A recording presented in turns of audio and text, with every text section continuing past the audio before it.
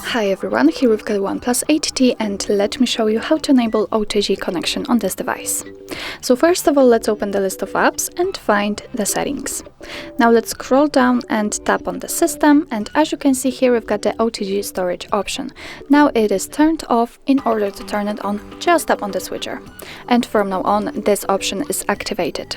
It will be automatically turned off after 10 minutes of inactivity, but if you want to turn it off manually, just tap on the switcher again.